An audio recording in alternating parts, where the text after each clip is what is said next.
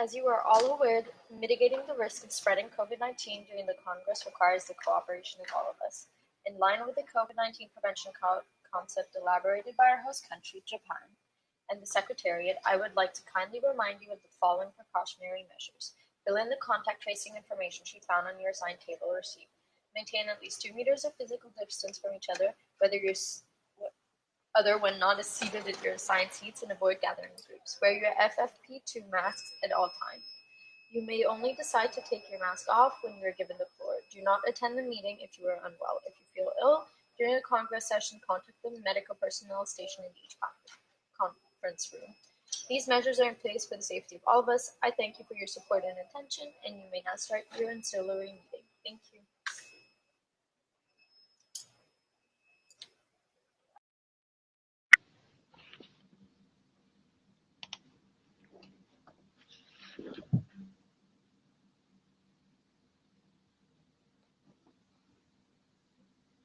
Okay, I guess we are live. Welcome on behalf of the Council of Europe. We are here in Bucharest, in Romania. I'm here together with Christina Schulman, who is the chair of the Cybercrime Convention Committee, and we will guide you through this session on cooperation on cybercrime, risks, and safeguards. Thank you, Alexander. Recognizing the need for states to ensure an effective criminal justice response to cybercrime, our workshop is intended to discuss what is needed in terms of criminalizations, procedural powers, and international cooperation. We will discuss today some of the ingredients to achieve that. Legal frameworks. Criminalization needs to be specific and procedural powers limited by safeguards. Cooperation at all levels is needed. Cooperation between states, between authorities, between public authorities and service providers. And we need efficient tools for enhanced cooperation and disclosure of electronic evidence. And finally, capacity building programs. The standards provided by the Budapest Convention, but also by the future second additional protocol, help countries achieve these goals. Thank you, Christina. We have a truly global panel today for this event. We have Camila Bosch Cartagena from Chile. It's very early in Chile right now. She is now an investigator, an investigative unit of the Financial Market Commission of Chile. But before that, she had been for many years in the Public Prosecutor's Office and a member of the Cybercrime Convention Committee. A great friend and a great expert in matters related to cybercrime and electronic evidence. We have also with us Jayanta Fernando from Sri Lanka. He is the director and legal advisor of ICTA, Information and Communication Agency of Sri Lanka, and director of the Sri Lanka CERT. Again, a member of the Cybercrime Convention Committee, member of the Bureau for many years, and we have been working with Jayanta for 15 years, at least. We hope to have with us, she's not yet connected, but we hope she will connect, Patricia Odisei-Poku. She is the Executive Director of Ghana's Data Protection Commission. Christina Schulman, as I said, is from Romania, and she is chair of the Cybercrime Convention Committee. She is in her main profession in the Ministry of Justice of Romania, and myself, Alexander Seger. I am at the Council of Europe, head of the Cybercrime Division, and in that function, Executive Secretary of the Cybercrime Convention Committee, but also head of the Cybercrime Program Office of the Council of Europe here in Bucharest, from where we do worldwide capacity building. Let me kick off and ask some questions that are a bit uncomfortable for many, including for us. And by the way, we encourage all of you who are joining this session today to raise your questions, to communicate, to share your views in the chat. So please use the chat function, and then we will try also to react to that and stimulate a discussion. The question is whether with regard to cybercrime and electronic evidence, and let's keep in mind, any crime may involve electronic evidence on a computer system, any crime. whether there is a failure to protect. We had put up the hypothesis some time ago that only was or less than 1% of cybercrime is actually reported to criminal justice.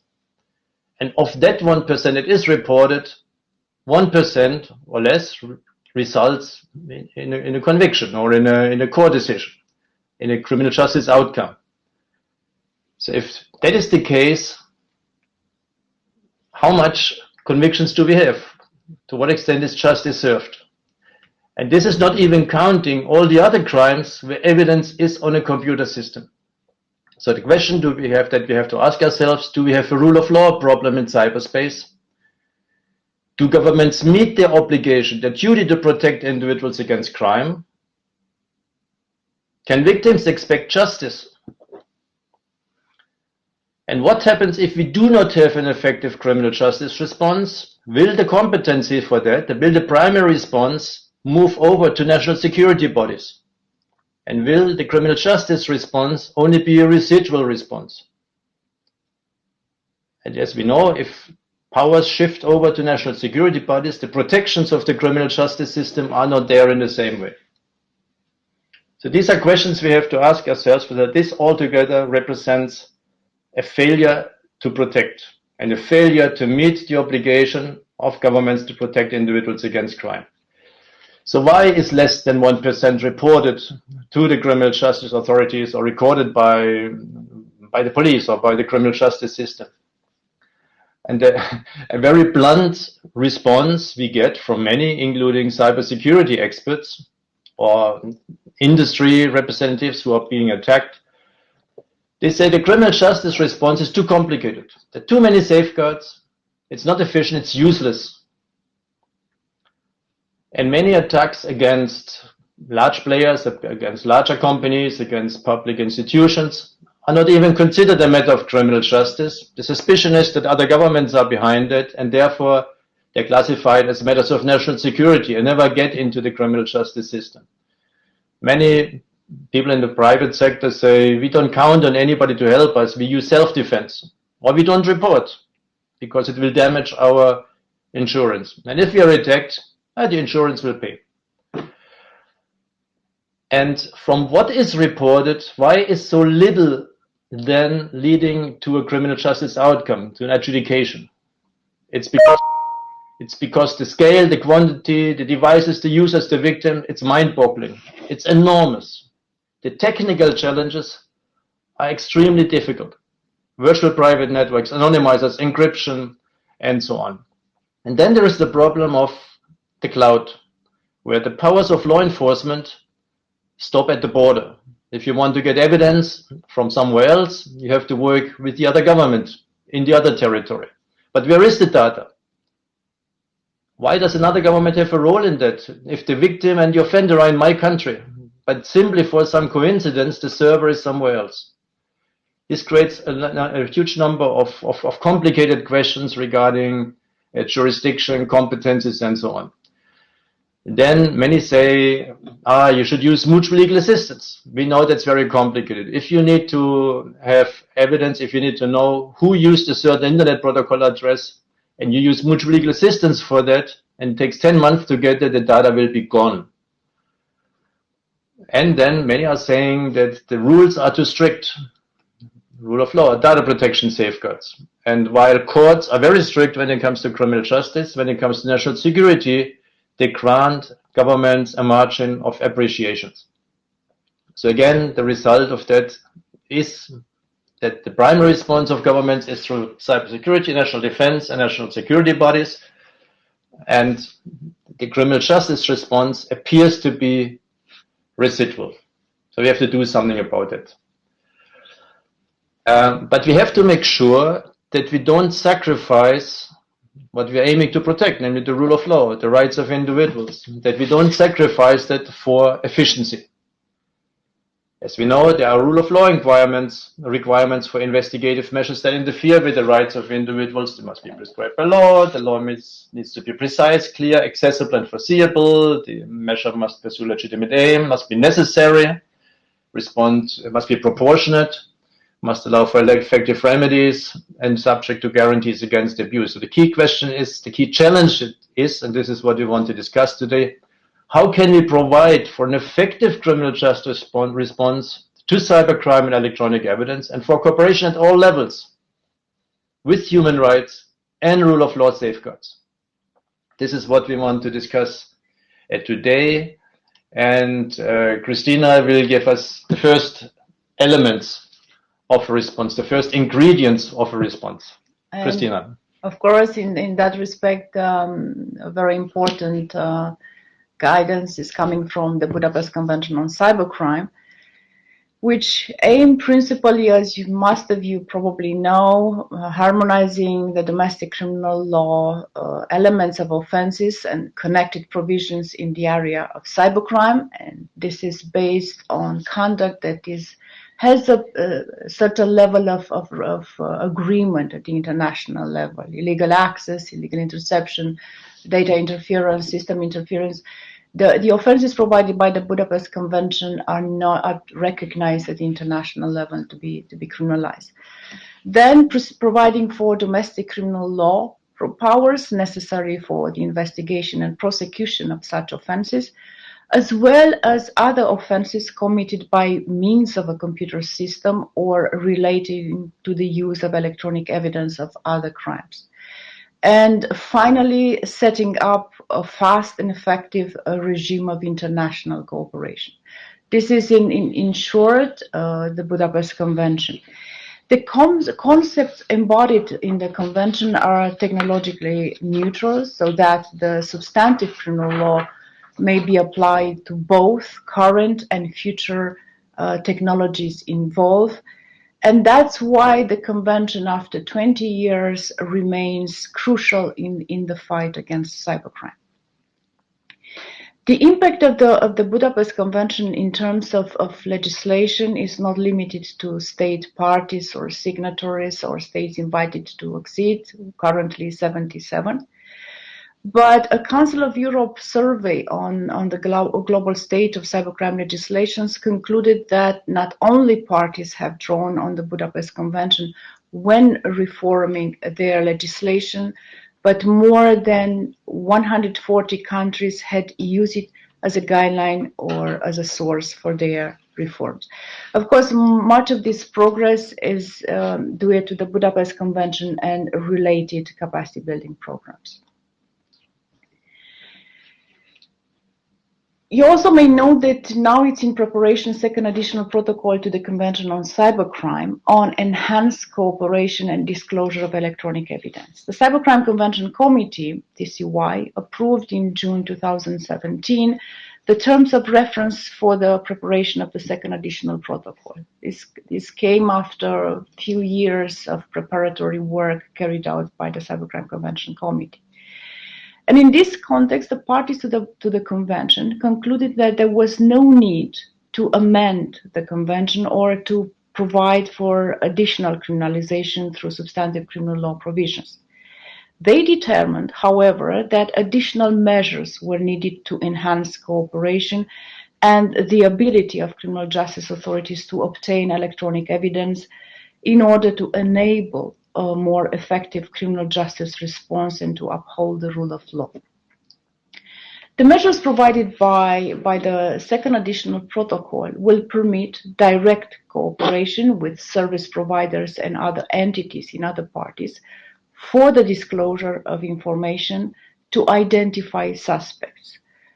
The first measure that you have it on the screen, requests for domain name registration information. It will establish a legal basis for disclosure of who is information.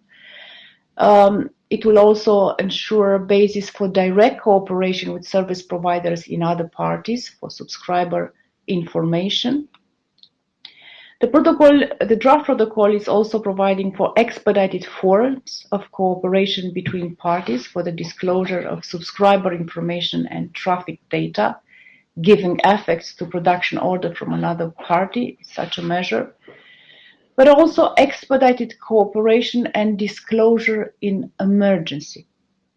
This is an important provision that will permit the disclosure of data in an emergency. We will also increase the role of 24/7 network. And on a longer run, it is likely that parties will put procedures in place that will lead to increased cooperation when the life and safety of persons are at risk.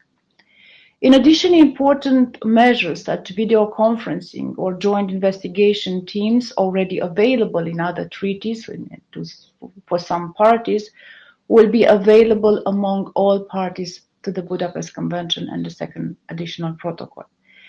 In short, the draft protocol aims to further enhance cooperation on cybercrime and the ability of criminal justice authorities to collect evidence in electronic form for the purpose of specific criminal investigation and proceedings. And this is a very important safeguard. Given the expedited forms of cooperation, including direct cooperation with private sector entities, the measure will be subject to data protection and other rule of law safeguards. Moving to the last slide. In terms of criminalization, substantive law, the experience of implementing the provisions of the Budapest Convention demonstrated that the states should avoid the risk of over-criminalization by adding further elements to restrict offenses, but also limit criminalization to the conduct that has reached consensus at the international level. And the Budapest Convention and its explanatory report are valuable in this respect. Regarding procedural law, both the Convention and the second additional protocol provide for the collection and exchange of information and evidence for specific criminal investigations and proceedings.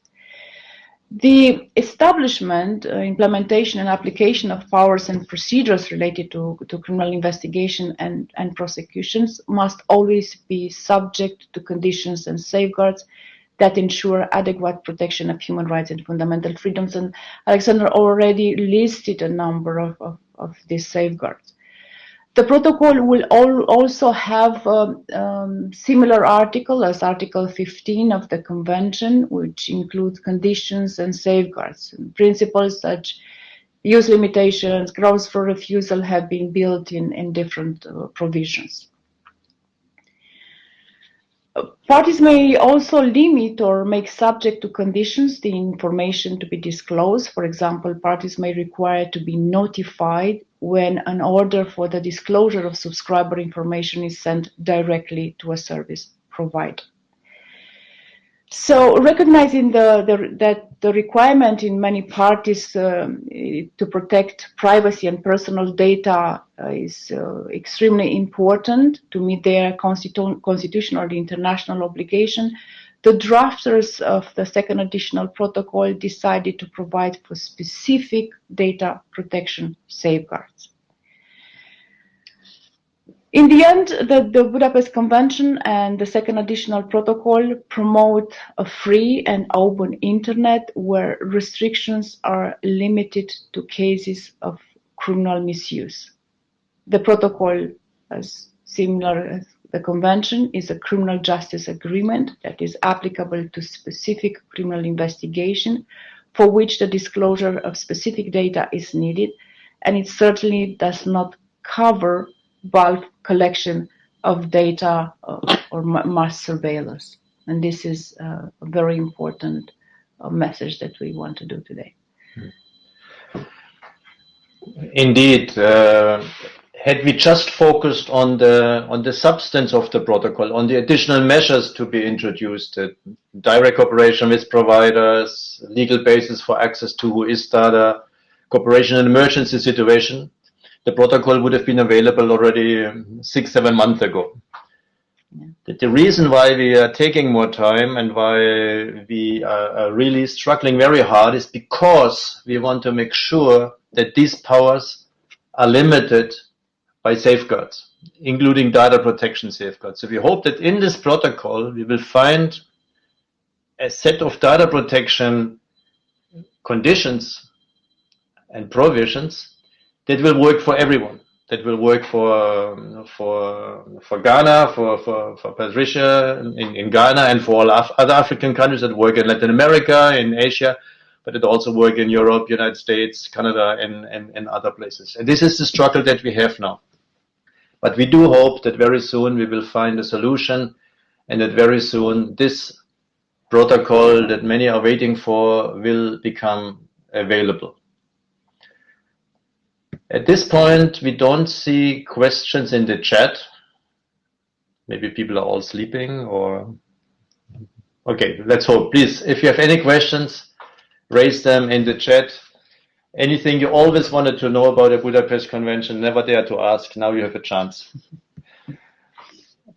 Okay, with that, we hand over to the other side of the world, to Chile, to Camila. Please, Camila, tell us about your experience with cooperation, public-private, interagency, international cooperation in Chile and in the Latin America region. Please. Thank you, Alexander, and thank you also, Christina. So nice to see you. Good morning, good afternoon. I have no idea. Here in Chile is 2 a.m. in the morning, early morning. So good morning from this side of the world. I'm very excited to be here and very happy and grateful for the invitation from the Council of Europe. As Alexander said at the beginning, I work at the investigation unit of the financial market here in Chile, and I used to work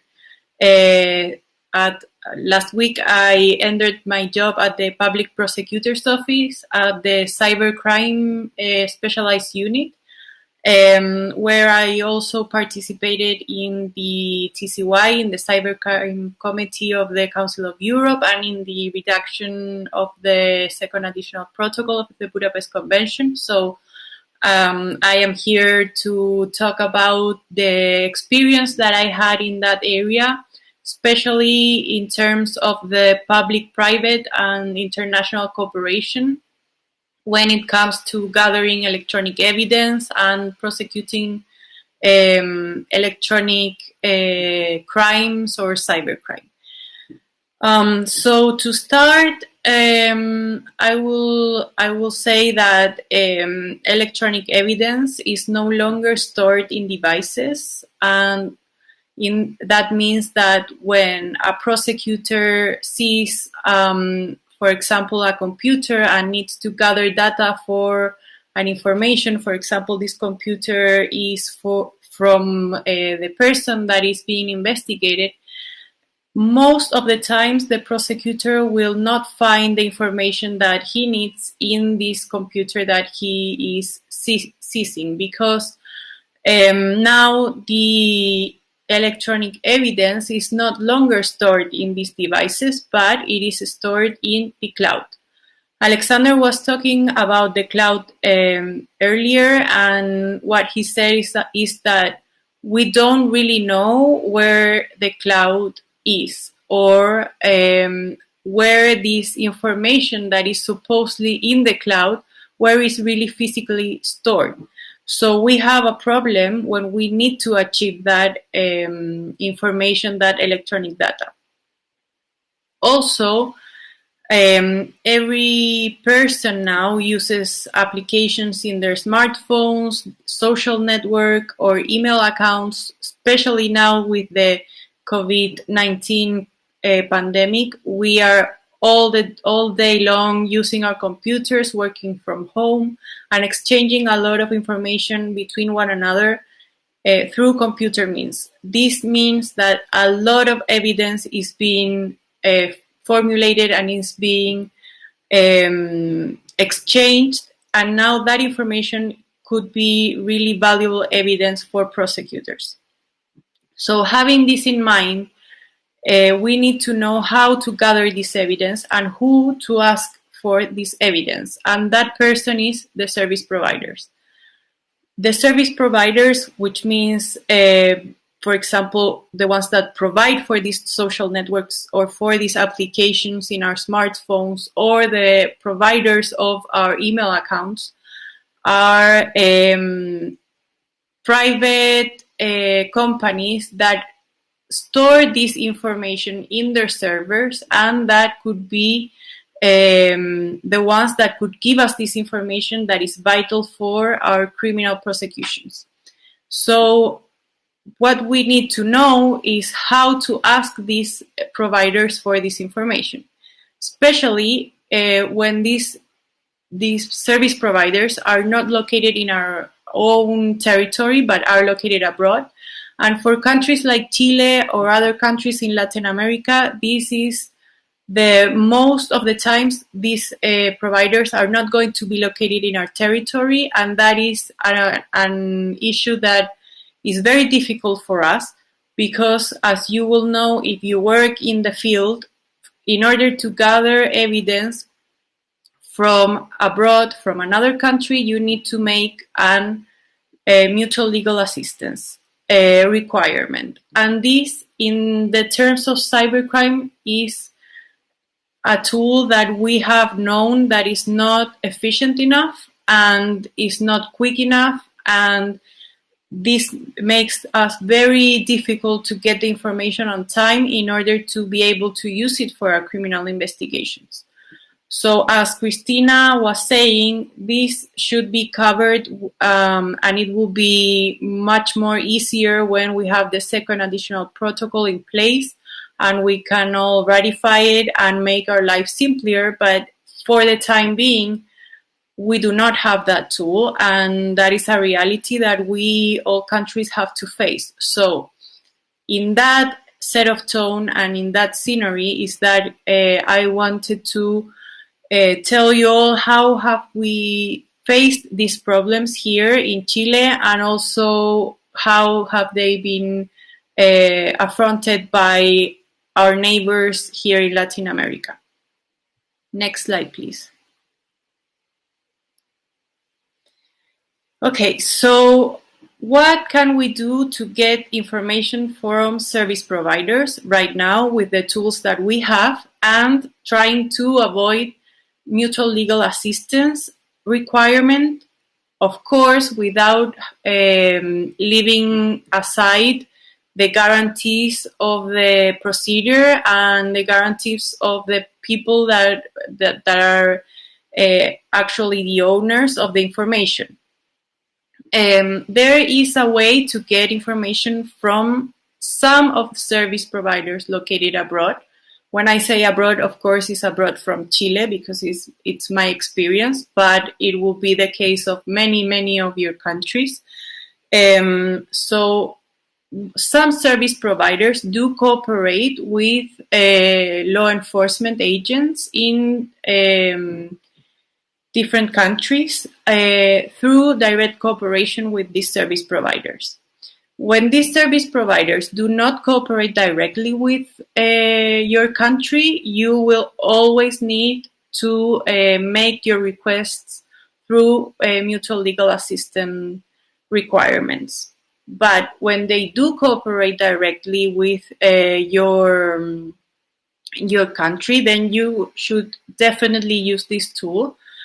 Now you should bear in mind that this tool only will lead for the service providers to give you subscriber information, which you can see its definition in Article 18, Paragraph 3 of the Budapest Convention. But in a few words, the subscriber information is the information that the service provider has that is not content nor traffic data, and that helps you identify the person that is behind the account that you are trying to investigate. So you can ask for this subscriber information directly to some service providers that will cooperate with you. Now, it is very important to know that the service providers that cooperate directly cooperate on their own terms, and that is a voluntary cooperation. So this means that you cannot enforce that cooperation when it's direct, and also means that every service provider will have its own terms to disclosing that information, and you must comply with those terms. So it is very important to check online the guides that each service provider will give you in order to disclose the information. So for giving an example, when you ask for information to Facebook, you will have to follow some rules and they will have some requests that you have to fulfill in order for them to disclose the information. And when you ask for information for Uber, they can have a completely different request that you must give them in order for them to disclose the information. So it's very important to check the online guides that they can give you about how to comply with their request in order to give you the subscriber information, and also to have clear that these guides can be constantly changing. So, for example, today they could have, they can ask you to ask for information through an email, and next week they can open a special link online for you to request information. So you have to check the online guides and do it often in order to be refreshing on how they have refreshed also these terms of cooperation. So what we did in the public prosecutor's office while I worked there in Chile is that we created a special guide for law enforcement for prosecutors inside the prosecutor's office. It's a guide for internal use only, but that helps every prosecutor that is located across our country to see this guide, and this guide is composed by some specific concepts, like, for example, what is subscriber information, what is traffic data, what is content data, and also it has some guides on how to ask for every specific service provider that cooperates online, all the rules that each prosecutor has to follow in order to ask for these service providers to disclose subscriber information. Also, we know that in Argentina and in Peru, they have done these law enforcement guides for use of their internal offices, and it has worked very well because it allows each prosecutor that investigates their own cases to make these requests by their own without having to go through, for example, a cybercrime specialized unit that knows how to do this. So, as Alexander also said earlier, when we talk about gathering electronic evidence, we're not talking only about investigation of cybercrime, but the investigation of any crime. So this guide helps prosecutors that have corruption cases or money laundering cases or sexual abuses cases to make these requests on their own to the service providers for them to disclose subscriber information.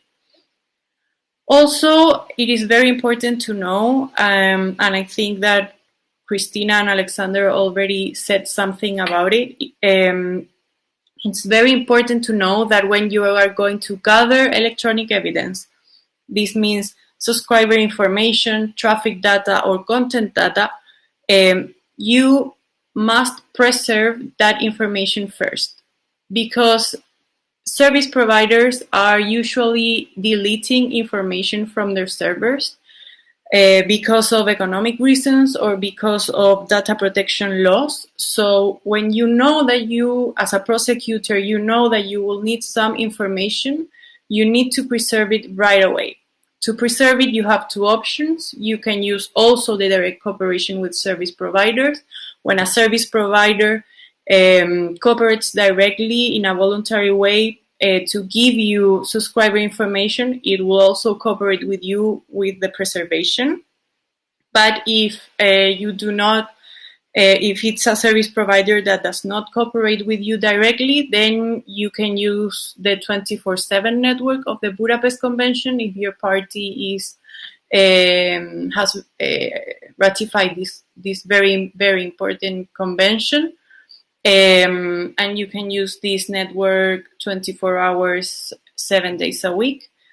And it's a very important tool. Also, and to end my presentation here, I would like to note that Chile had a very good experience in the public and private cooperation through direct cooperation with service provider, especially after ratifying the Budapest Convention.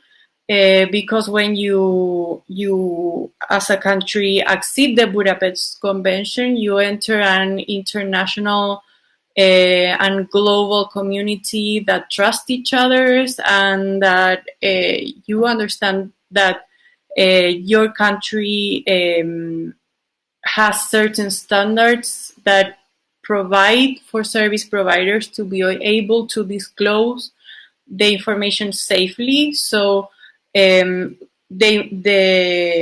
relationship we had with service providers abroad before acceding the Budapest Convention is a very different one now that we have acceded.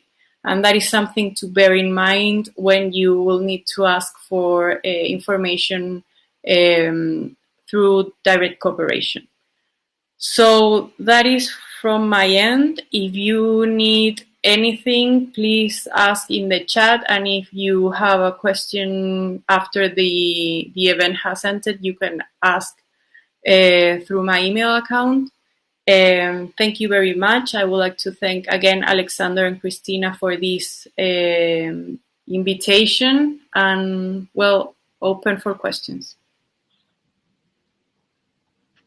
Thank you, Camilla. I mean, you now moved from the Public Prosecutor's Office last week, I think, to the Financial Market Commission. And to what extent will your experience on the cybercrime and evidence issue be helpful also in your new job? Well, I think that, I mean, I'm still in the prosecution end. It's just a different time of prosecution, but I really like investigating sanctions or crime, but I really like that end, and I think that the gathering of electronic evidence is key, because now everything can be proved through electronic evidence, and it is used not only, as I said, for cybercrime, but for any kind of investigation, because we use electronic means all the time. So communications are done through electronic means. I mean, for example, in the prosecutor's office, we had this issue that we have legislation in place for hearing telephonic communications, but we have the issue that most people don't talk through phones now. They chat through WhatsApp or chat through another application or use social media. So, I mean, everyone is kind of transitioning through their ways of communication and working, and every time the technology is more involved. So also electronic evidence needs to be used in any kind of investigation. So of course, I think it will be very important to gather information, electronic evidence in this new job. Very good. And I hope you stay connected also to our work, although now you moved over to another office. Of course. I mean, Camilla is not an excellent prosecutor that probably will be very much used in future activities of this office in Bucharest on the Council of Europe Office on Cybercrime. But what I would like to underline in this context, Chile very soon, immediately after they become a party to the Budapest Convention, was extremely active in the negotiations of the second additional protocol. And they had an excellent team that took a lead in a number of provisions that have been agreed there. So thank you very much, Camila. In a world where we don't meet, it's good at least to hear you in this context. Thank you. So there is a question in the chat that we have to come back to towards the end of our meeting today, namely about the very difficult one about end-to-end encryption. As Camilla said, everybody is now using chats. Nobody's using the phone anymore. And everybody, including law enforcement, is happy to use a chat that is encrypted. At the same time, we don't like criminals to use encrypted means of communication. This is a very, very difficult debate. Perhaps we can have a bit of an exchange towards the end of our meeting today on that. We should also, towards the end of our meeting, come back to the question of cooperation with service providers, which is when you go around the world, when you go to any country, being it in any region of the world, if you ask law enforcement, what do you need most? They say, I need data from service providers. I need data from Facebook, from Google, from Microsoft, and so on. And the question is, how can that be done while at the same time providing for the necessary safeguards?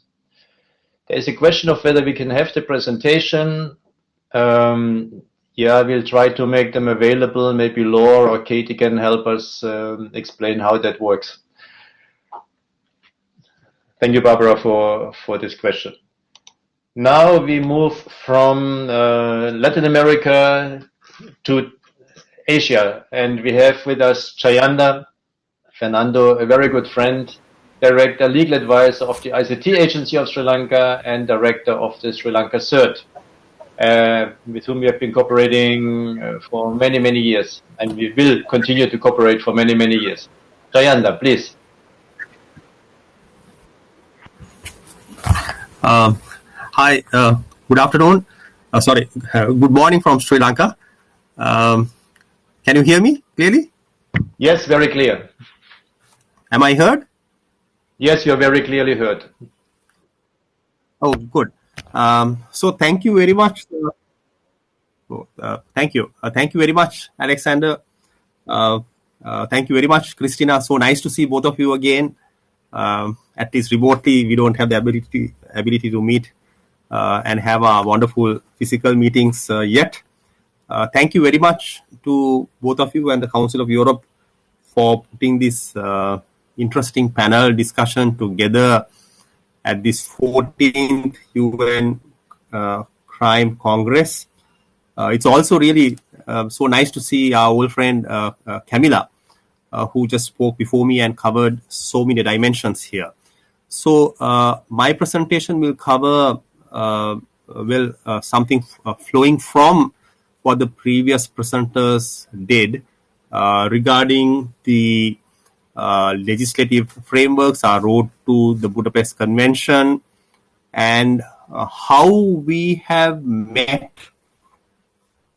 continuing challenges faced by our criminal justice officials, not just in relation to cybercrime, but in relation to investigations of other crimes where the Budapest Convention has been a fantastic tool, enabler for. As Alexander said, the Budapest Convention has been there as a living instrument. Sri Lanka's road to the Budapest Convention started in 2008. There was a continuous process. Cyber security and cybercrime joint we embarked on, that is explained in the last bullet of this slide. But what is important is that due to the coordinated strategy and collaboration that we had with the Council of Europe for many years, our accession process was one of the fastest that has been there in the Council of Europe. So we were the first country in South Asia, second country after Japan, to join the Budapest Cybercrime Convention. Next slide. So when we look at the legal frameworks in Sri Lanka and how it has evolved, what I want to emphasize is that any country, as we heard from our previous speaker, the expert from Chile, Camilla, explaining, criminal justice officials have many challenges, and those challenges keep evolving in the modern day context, depending on the criminal behavior which we as criminal justice officials can never predict.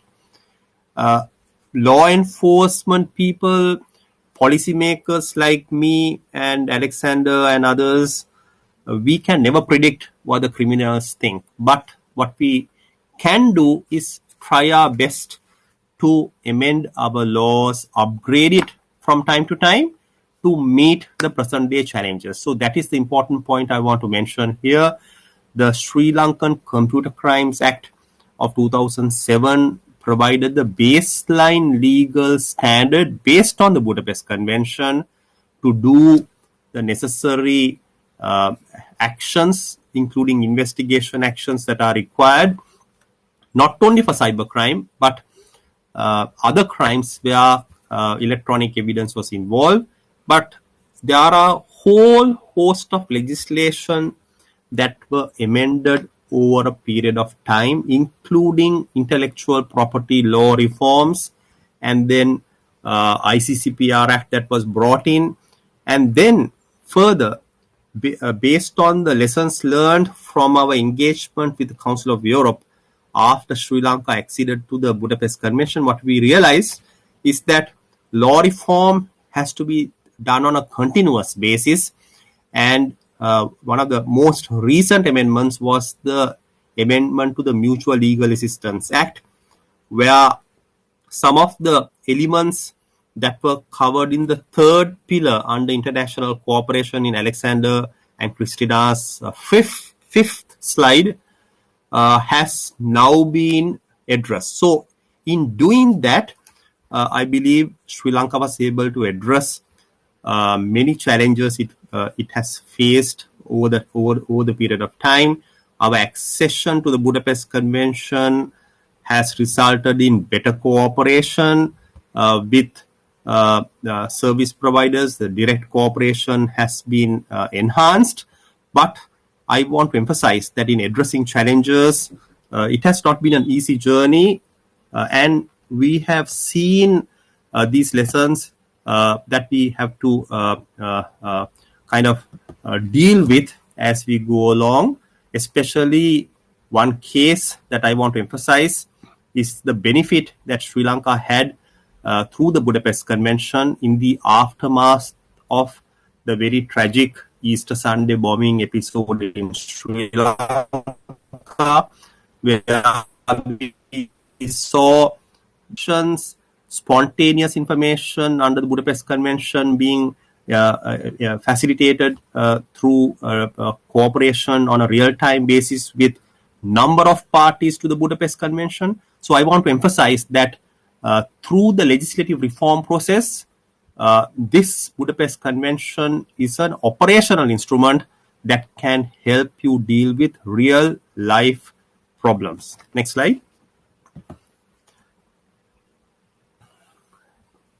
So what I want to emphasize is that the benefit of the Budapest Convention was very significant for Sri Lanka in terms of capacity building and improving of the ability of judges, prosecutors, and law enforcement officials. And this was enabled mainly thanks to the GLACY Plus program that is implemented under the CPROC, the Cybercrime Program Office in Romania, which Alexander heads, and the training of the trainer program that was implemented in Sri Lanka through the Judges Academy resulted in 321 judges being trained. But not only that, we could see that the electronic evidence guide that met international standard was adopted with the Judges Academy, and a large number of police officers were trained based on the skills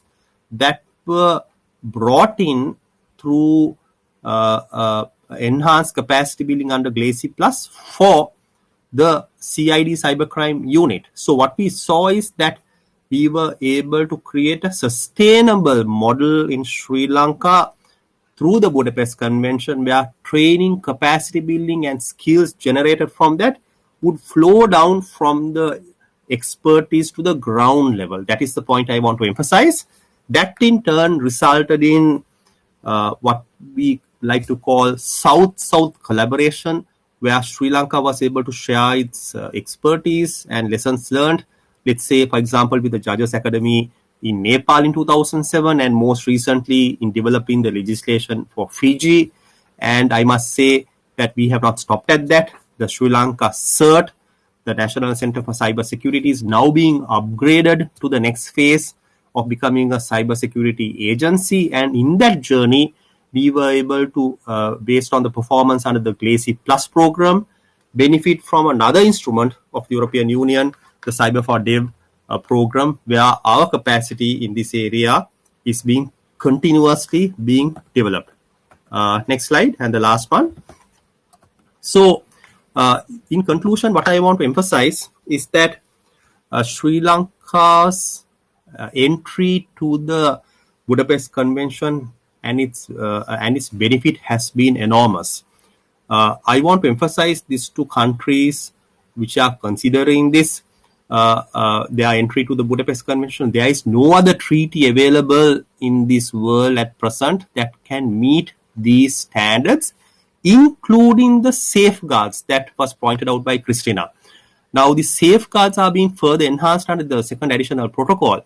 But what I want to emphasize is that a country that enters the Budapest Convention gets the full benefit and an equal voice in the participation through membership of the TCY, the Cybercrime Convention Committee.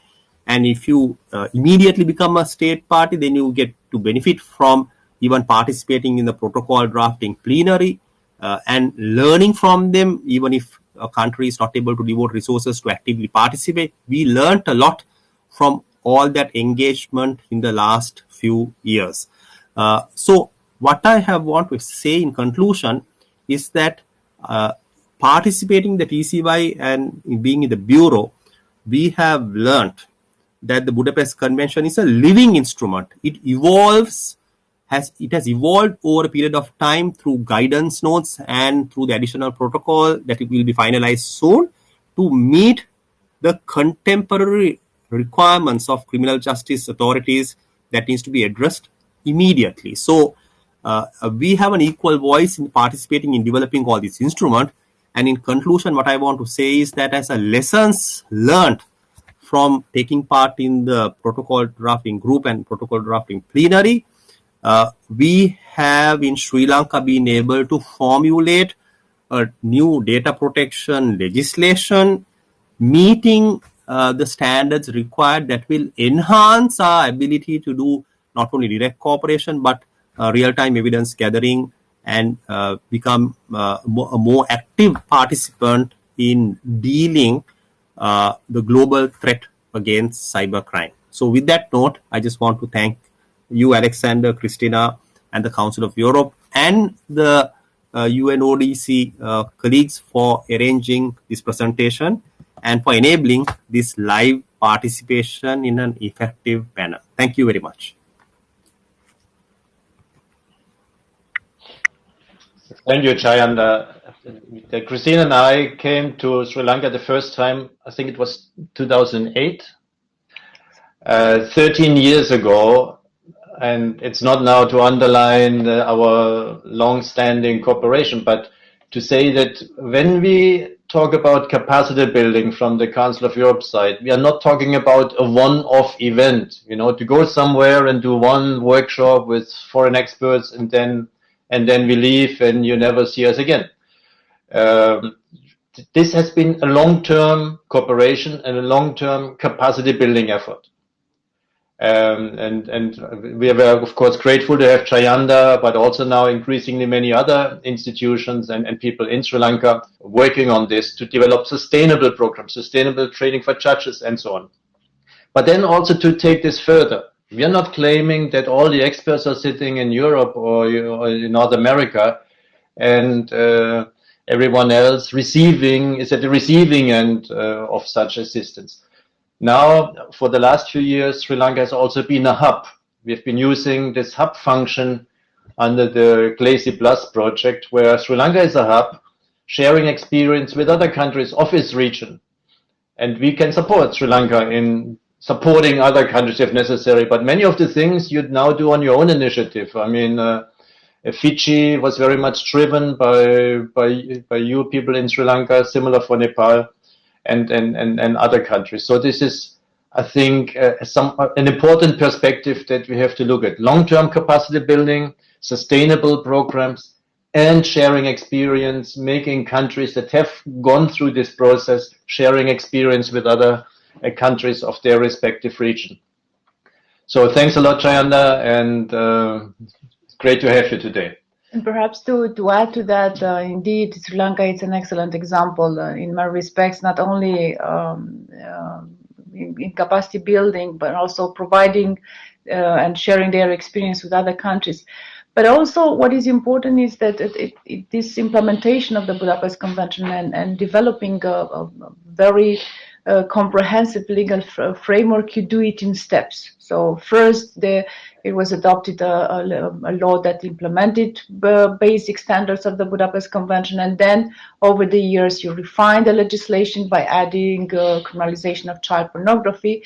And now, as Jayanda said, they refine the legislation on data protection. So it's never ending. It's important to start. It's important to start as soon as possible.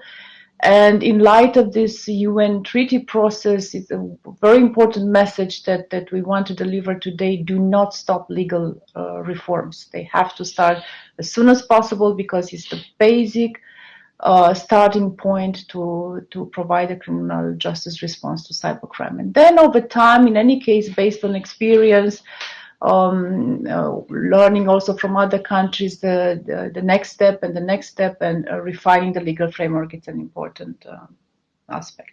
Thank you, Vanja. Great to see you. Okay, Jayanda already referred to it, namely that currently in the final stages, the data protection legislation is being developed.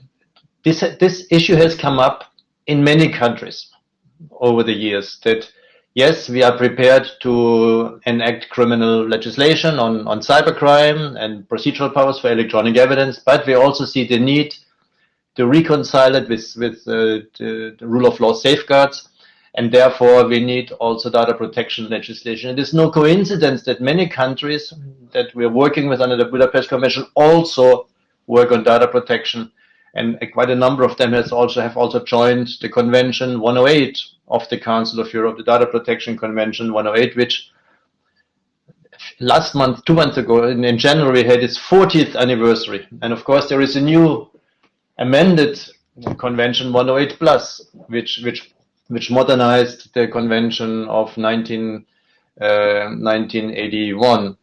And that is also available, and that helps us to also then assist countries. That convention is also accessible and open for accession by any country. Quite a number of countries of Africa have to do that. So this brings us to the next speaker, Patricia, who is the Executive Director of Ghana's Data Protection Commission. Ghana is also one of the countries that we work a lot with in Africa. Patricia, the floor is yours.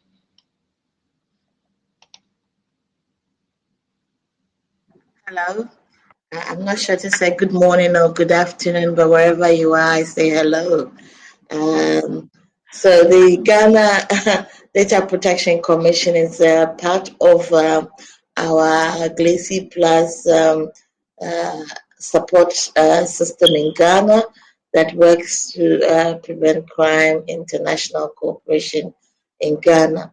In Ghana, the way our criminal justice system is set up to work with GLACI Plus has been an exemplary group that's been replicated across the West Africa region.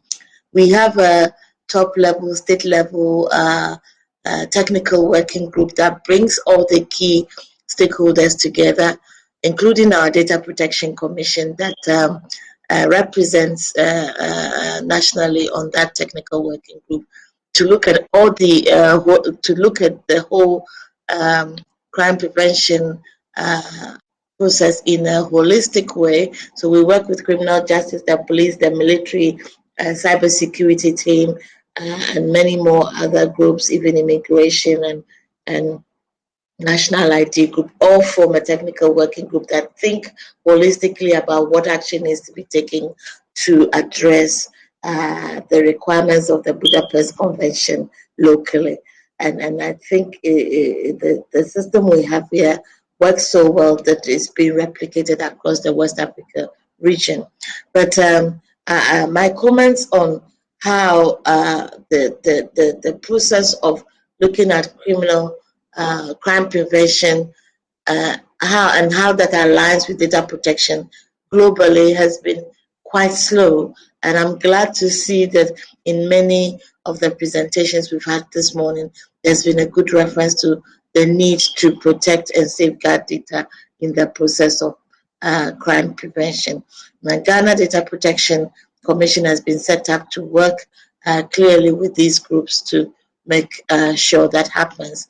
We are in Ghana holding data controllers accountable under the 3T's objectives of enabling more transparency, trust to then lead to the national transformation that we are looking for in Ghana. It is important that in the international cooperation that there is transparency around the how we go about the safeguarding of data. That I think, as far as data protection regulators are concerned, and I speak not only for myself in Ghana, but because I'm the Vice President for the African region and the Anglophone lead for English-speaking Africa, I have quite an insight into what is happening in the region. Africa as a region don't have so many countries with data protection laws. It's very much improved now, the status of enacting the laws. However, some of those, about the 16 to 30 countries that are data protection acts, are not up to date, and some are having to do amendments to meet the international standards. The Pan-African Treaty that allows is compared with the Budapest Convention is the AU Convention on Cybersecurity and Personal Data Protection Convention.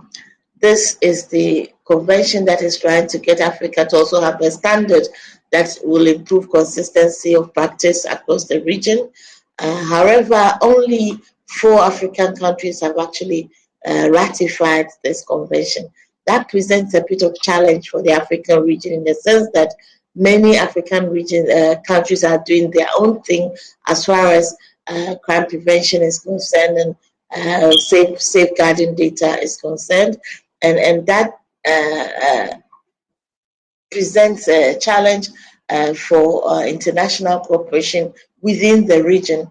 There's a lot of discussion going on to try and harmonize the Africa regional requirements to enable more countries to accede into the Africa Malabo Convention and to enable more consistency of practice across the region. Recently, the African Union led on the policy initiative on digitized Africa to enable more African countries to adhere to a more harmonized data protection standard. This is a recent project that had Ghana as a case study nation to look at how we are doing data protection locally and draw out the best practice that is needed for the region. So there's a lot of work going to harmonize the safeguarding of data in the region in order to improve the status of data sharing and transporter processing, which is critical to the exchange that is necessary on cooperation on cybercrime risks and safeguards. Next slide.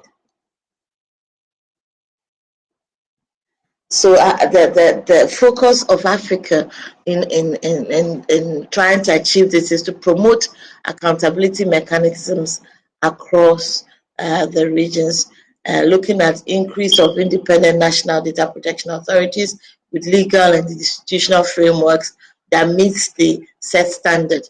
Nigeria is doing one of the recent countries that has passed a bill, has a bill in Parliament looking to comply with these best practice standards.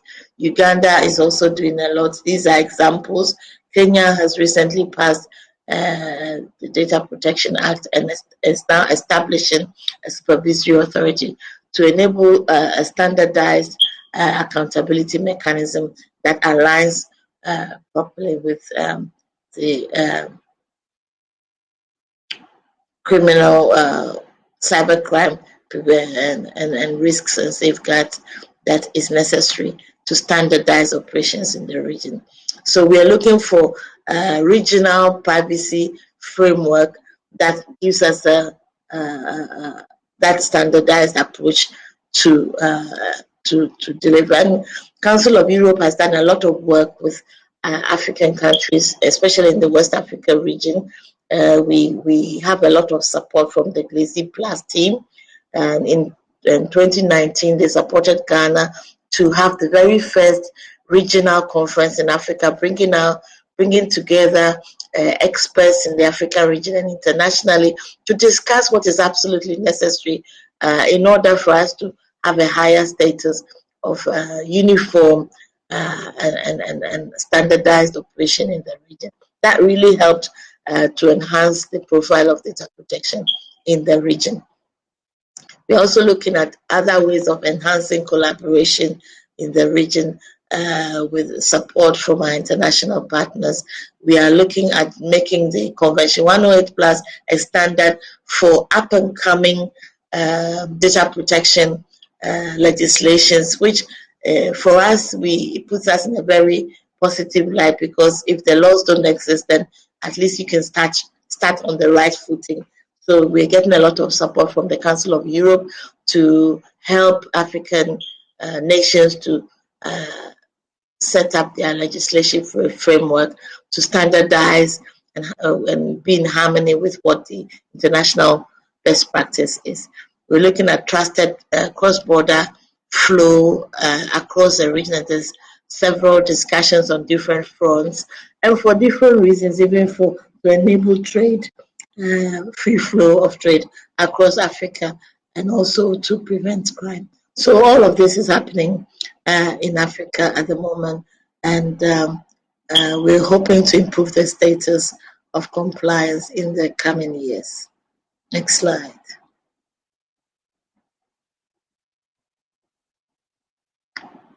I think that was your last slide. We were asked to have only 3 slides, so I tried to stick with that. So in summary, what I want to say is that Ghana is, in comparison with other African countries, well ahead, because we have a very established cybercrime prevention regime here. We have the judiciary and police trained. We have a high-level technical working group that is promoting the prevention of crime and working very closely with the GLACY Plus to promote international cooperation. And we are working to replicate that across other West African states, especially in the West Africa community. At the same time, we are also supporting West African nations to establish their data protection authorities to align with the work with the GLACY Plus. Thank you. Thank you, Patricia. And Ghana is another example of having become a hub for sharing experience with other countries. I've been several times in Ghana for regional events where there was a very high level of political support, also from the leadership of your government, many ministers and so on, to share experience with the region, West Africa, but also beyond, also other parts of Africa, on the one hand, and also here now specifically on the data protection side, which is very important. And we are very glad to see what's happening in Ghana, but also in other countries of Africa. We know that Cape Verde, Mauritius, Morocco, Senegal, and Tunisia, they have joined Convention 108. And we are working with a number of countries in Africa on data protection legislation. As Christina mentioned before, the second additional protocol to the Budapest Convention will also contain a data protection article, and we have to make sure that that article will work for Ghana, but it also will work for Romania, for Germany, for Sri Lanka, for the United States, for everyone else. And I'm absolutely sure we are getting there. Thank you. So, Patricia, what would you, if you have one advice to give to countries in Africa or to other countries around the world, of what should they do? What is the first step to get to a data protection regime? So, from my experience supporting countries like Gambia, who have presented a policy to Parliament to consider for enacting a law, is promoting the awareness and the importance of having such a policy in the country at the state level to policymakers is quite critical, because that clear understanding of the relevance of privacy as a fundamental human right and how that aligns with the grander picture of crime prevention, national identity, being able to uniquely identify an individual and how that is relevant in this in cooperation on cybercrime risks and safeguards. It's not so clear to the highest level policymakers, and some of that work that we've done, especially in countries such as the Gambia, has highlighted the relevance of data protection law in the light of the international cooperation requirements and meeting these best practices. So sometimes the thinking doesn't immediately go into data protection, because you think the data protection is preventing the work of actually identifying individuals, but in fact it enhances the potential, because in doing all of this work, you need to be able to uniquely identify an individual in a safe and in a protective way. And so that realization, I think, is beginning to become more enhanced in the region. And so you find that a lot of countries that are already well into international cooperation on cybercrime and doing that sort of cooperation hasn't really thought about data protection and its relevance in all of that. But that realization is beginning to come. And I think the established data protection authorities should be doing more to support the other African countries that haven't come to the point of looking at the policy in developing a data protection framework, because there are pros and cons to it, though sometimes without enough awareness and knowledge building, it looks like it's kind of a blocker. But however, it's not really. It should be seen as an enabling mechanism that allows the standardization of policies across the region that would really make it a free-flowing sharing of data in a safe and an accepted way, so that it's smoother to share information in a certain format that is acknowledged across all stakeholders as what is needed. And that, I think, is something that needs to be promoted more, the relevance of data protection to the work of cybercrime and risk and crime prevention. Thank you very much. There's an echo. Very helpful. What is important is to understand is that indeed many countries and many governments are reluctant to allow their authorities to share personal data with other countries that do not have data protection safeguards in place. Yeah. So working on data protection is not now to create new obstacles. Working on data protection is to create the conditions, as you said, to allow the transfer, the flow of data across border for in a safe environment that is respectful of the rights of exactly. Promote a confident sharing of data, knowing that you're doing it in a safe and accepted way. Yeah. Okay, thank you, Patricia. Now we have some questions in the chat, but we also have a request for statement. And now I have to rely on the technical support in Kyoto. I don't know how a statement can be made. I know how people can share questions in the chat, but I don't know about statements. Our good friend Ernest from Russia would like to make a statement. Yes, it is totally possible. So, Mr. Shermukin, can you please raise your hand? This will be on the top left corner of your of the screen of your presentation. So please raise your hand, and then we will be able.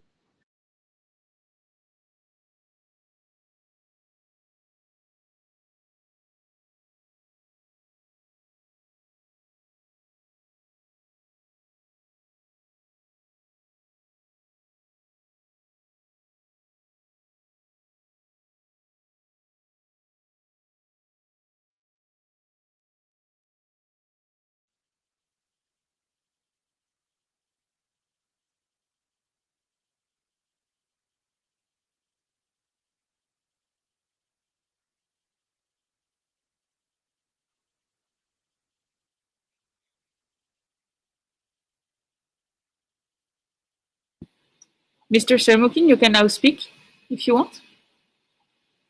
Oh.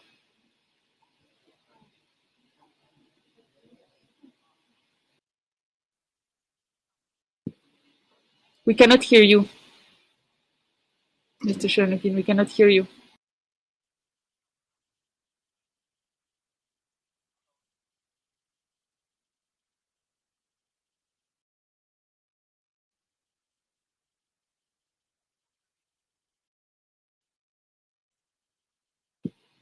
Mr. Shermukin, we cannot hear you. I think your mic has a problem. We cannot hear you. But we can see you.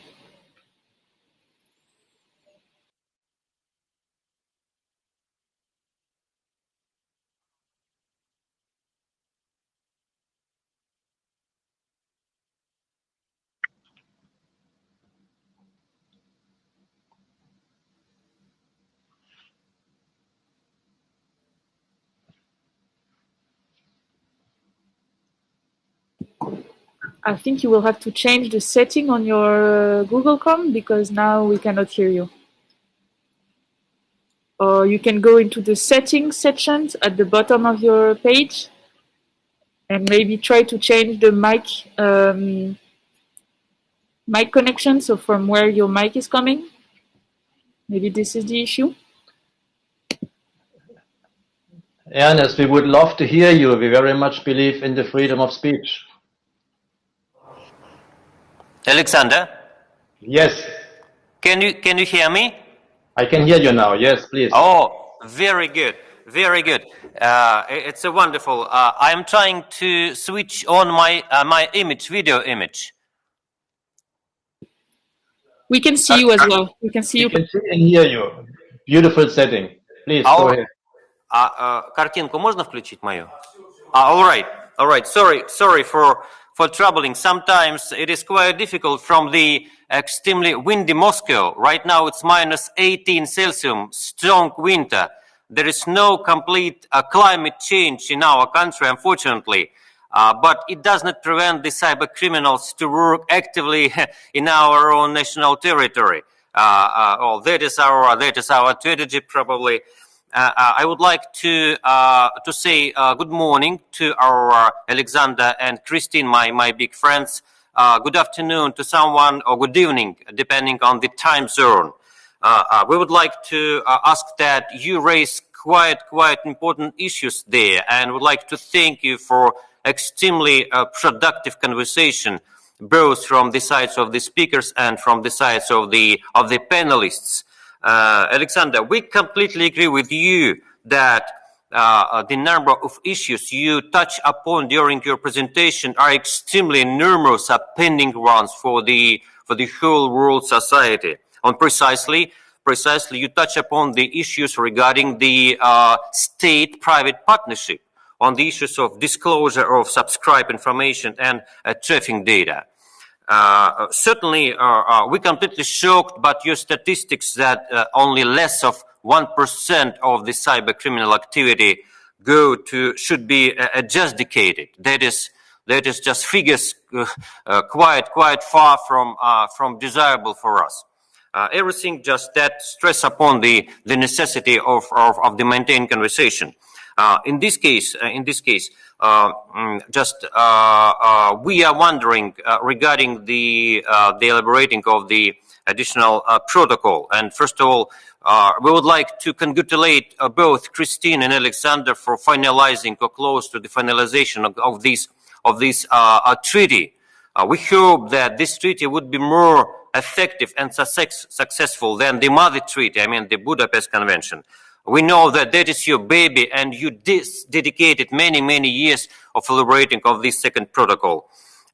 We completely agree with Alexander that the risk of facilitation of the state control of information in cyberspace is enormous.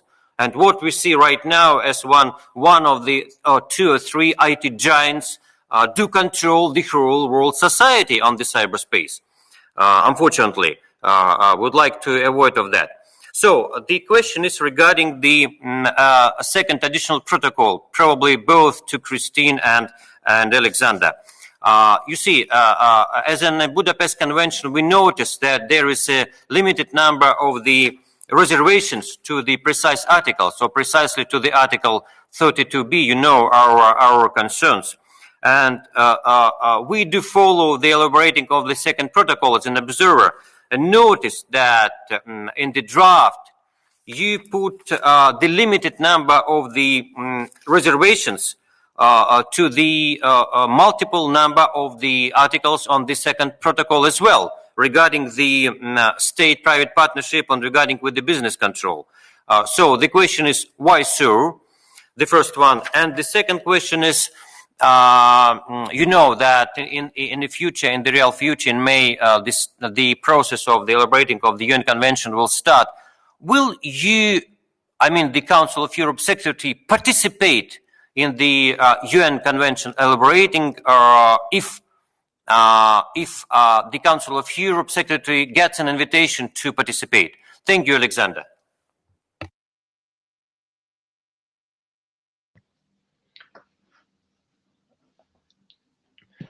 Thank you, and it's always a pleasure to see you. And we are still concerned about the effects of global warming, even if it's today minus 18 in Moscow. In the second protocol, just to go briefly into that, we don't foresee anything like at the moment like extension of searches. Regarding the cooperation with service providers, there are a number of possibilities for reservations. There are a number of requirements, declarations that you can make, requirements such as that you require notification, etc. You can also make reservations regarding the type of data you disclose. For example, if you consider that some IP addresses are considered traffic data rather than subscriber information in your domestic legal framework, then you may also reserve the right not to disclose that type of data that you consider subscriber information, traffic data directly to a service provider, and so on. Plus, of course, there are lots of other safeguards built into that. The idea is that we should limit the number of reservations altogether, because if you have too many reservations, the whole system becomes unworkable. But we believe that for the moment we have found the right balance between providing for an efficient system that can work for everyone, but it still cater for the individual needs that some countries may have. Regarding the UN process, of course, it's not for the Council of Europe to interfere with what. Thank you, Laura. We can go 10 minutes.